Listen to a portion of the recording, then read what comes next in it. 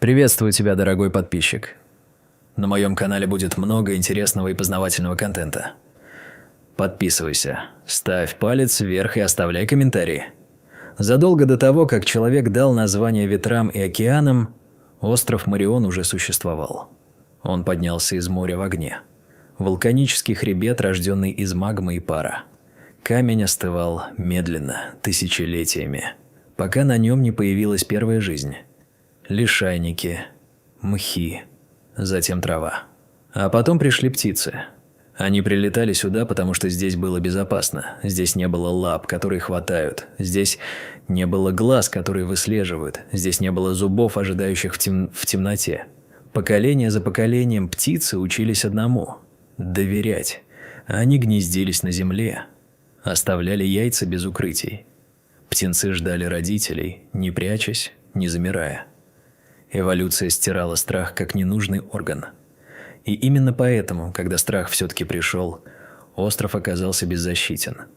Остров Морион находился так далеко от цивилизации, что даже опытные моряки говорили о нем с неохотой. Южный Индийский океан не прощал ошибок. Штормы могли длиться неделями.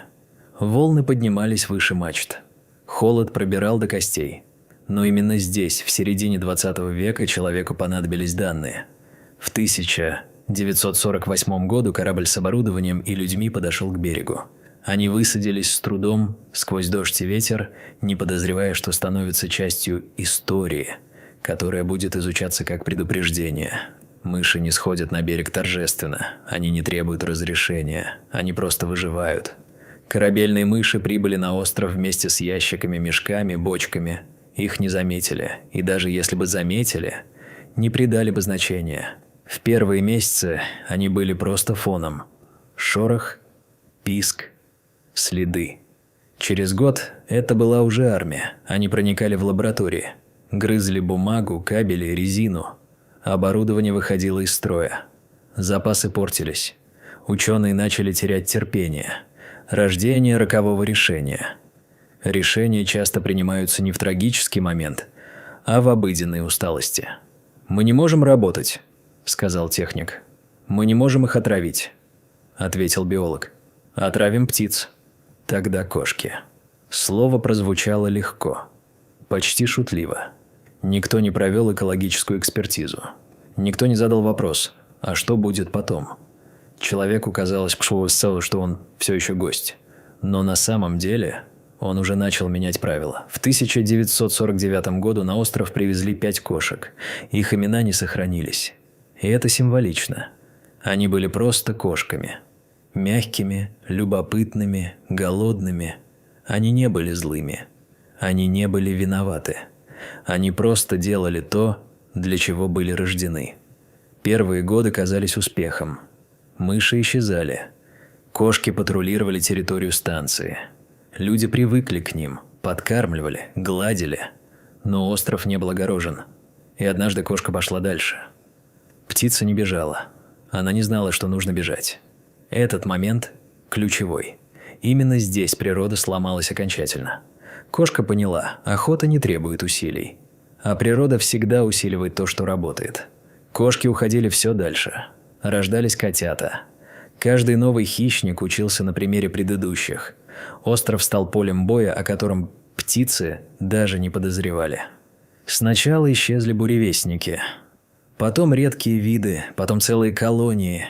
Ученые фиксировали пустые гнезда, кости, следы когтей. Но система была медленной, а кошки – быстрыми.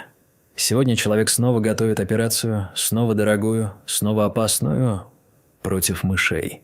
И где-то в отчетах обязательно будет строка «Вмешательство человека в экосистему». Сегодня видел кошку далеко от станции. Она тащила птицу. Не мышь, птицу. Я не уверен, что это правильно. Он не отправил этот дневник начальству. Он даже не показал его коллегам. Сомнения тогда казались чем-то лишним. Остров был суровым, работа тяжелая, и людям хотелось верить, что хоть одно решение оказалось удачным. Кошки быстро изучили остров. Они запоминали, где ветер слабее, где птицы возвращаются к гнездам, где земля мягче для рытья укрытий.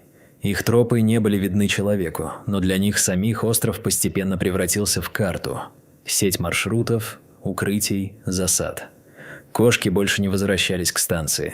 Станция стала для них просто одной из точек на карте. Альбатросы были особенно уязвимы. Они жили долго, некоторые больше 50 лет. Они выбирали одного партнера на всю жизнь. Они откладывали одно яйцо в год. И они не защищались. Когда кошка подходила к птенцу, взрослый альбатрос не улетал. Он просто стоял. Иногда расправлял крылья. Иногда издавал странный хриплый звук. Но он не нападал. Для кошки это было непостижимо легкое убийство. Экосистема не рушится сразу. Сначала исчезает один вид, потом второй. Потом кто-то говорит, кажется, раньше их было больше. На острове Морион исчезновение происходило медленно. Настолько медленно, что человек не чувствует катастрофы. Он привыкает. Колонии становились меньше. Птенцов меньше. Крики тише. Но отчеты продолжали поступать. Цифры выглядели приемлемыми. К середине 1960-х годов кошки перестали быть бывшими домашними. Они стали островными хищниками. Их шерсть стала грубее. Они стали меньше по размеру, но выносливее. Они боялись человека. Некоторые из них никогда не видели людей вообще. Они рождались, охотились, умирали, не зная ничего, кроме острова. Охотники, прибывшие позже, вспоминали странный запах. Не трупный, не гнилой. Запах перьев. Места, где кошки охотились регулярно, были усыпаны остатками крыльев, костями, клювами.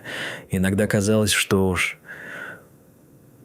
земля стала светлее, не от снега, а от миллионов белых перьев. В 1969 году был подготовлен отчет. В нем говорилось о резком снижении численности птиц, о роли кошек, о риске необратимых потерь. Доклад ушел на рассмотрение. Рассмотрение длилось почти 10 лет. Когда в 1975 году провели полноценный подсчет, цифра прозвучала как приговор – более 2100 кошек. Даже те, кто раньше сомневался, замолчали. Остров был захвачен. Вирус привезли в контейнерах с надписями и инструкциями. Это было решение отчаяния. Когда кошки начали умирать, некоторые сотрудники станции испытывали странное чувство. Не радость и не облегчение, а пустоту. Они знали, это тоже их вина. Выжили не случайные. Выжили осторожные, те, кто держался дальше от людей, те, кто охотился ночью. Остров снова начал заполняться кошками, но уже другими. Когда в 1986 году началась программа физического уничтожения, охотники столкнулись с неожиданным. Кошки учились. Если ловушка срабатывала в одном месте, на следующий день туда никто не приходил. Если человека видели днем, кошки исчезали ночью. Это была не бойня. Это была дуэль. Охотники выходили после заката. Иногда они видели глаза в темноте, иногда только тень. Некоторые кошки подходили близко, слишком близко. Не все выдерживали. Один из охотников в письме писал: «Я понимаю, зачем мы это делаем.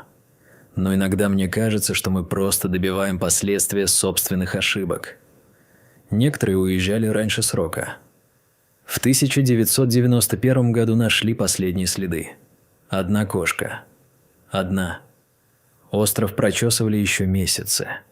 Когда убедились, объявили победу. Сначала казалось, что все закончилось. Птицы возвращались. Колонии медленно оживали, но экосистема уже была другой. Мыши размножались так, как никогда раньше. Они стали крупнее, смелее. Они перестали бояться движения. Первый зафиксированный случай нападения мышей на живого птенца шокировал исследователей. Это не было мгновенно. Мыши ели медленно. К середине 1970-х годов остров был захвачен. Более 2000 кошек. 450 тысяч птиц в год убиты. Это была не охота. Это было уничтожение. В 1977 году на остров привезли вирус. Панлейкопения прошлась по популяции, как огонь. Кошки умирали. Люди надеялись. Но эволюция снова сработала. Выжили сильнейшие. 1986 год. Официальное решение – полное уничтожение кошек. Охотники шли по секторам. Ночами, с фонарями, с винтовками. Некоторые кошки подходили сами, другие исчезали навсегда. Это была грязная, тяжелая работа. И она длилась годами. 1991 год. Последняя кошка острова Морион была уничтожена, никто не аплодировал. Остров стал тихим. Птицы начали возвращаться. Медленно, осторожно. Но мыши остались. Без кошек они превратились в нечто новое. Мыши начали есть яйца. Потом птенцов. Потом живых. Альбатросы, символ величия, стояли над умирающими детенышами и не понимали, что делать. Они не эволюционировали для этого. Альбатрос стоял рядом. Он не улетал. Он не защищался. Он просто смотрел.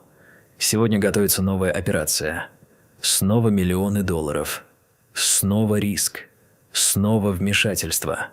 История острова Морион не про кошек. И не про мышей.